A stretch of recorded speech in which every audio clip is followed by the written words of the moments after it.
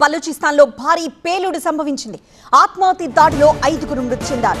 School బస్సును target చేస్తూ ఈ ఆత్మాహుతి దాడి జరిగింది. మృతుల్లో 3 విద్యార్థులున్నారు.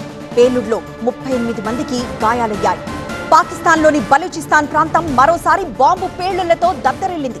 కుజ్దార్లోని హైవేపై ఆర్మీ స్కూల్ బస్సును టార్గెట్ చేస్తూ ఆత్మాహుతి దాడికి పాల్పడ్డారు.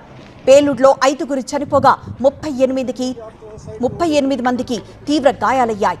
మృతుల్లో 3 విద్యార్థులు కూడా ఉన్నారు. బలూచ్ లిబరేషన్ ఆర్మీ ఈ దాడికి పాల్పడినట్లు అనుమానిస్తున్నారు. మృతుల సంఖ్య మరింత పెరిగే అవకాశం ఉంది. ఆత్మాహుతి దాడి తర్వాత బలూచిస్తాన్ లో హై అలర్ట్ ప్రకటించారు. దాడికి పాల్పడ్డ ఉగ్రవాదుల కోసం గాలింపు చర్యలు చేపట్టారు. దాడికి పాల్పడ్డ వాళ్లను విడిచిపెట్టే ప్రసక్తే లేదని పాక్ ప్రధాని షాబాజ్ షరీఫ్ ప్రకటించారు. మంగళవారం కూడా బలూచిస్తాన్ లో జరిగిన పేలుడులో 4 ప్రాణాలు కోల్పోయారు.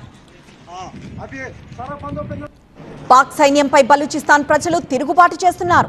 తమను స్వతంత్ర దేశంగా గుర్తించాలని ఐక్యరాజ్య సమితికి విజ్ఞప్తి చేస్తున్నారు.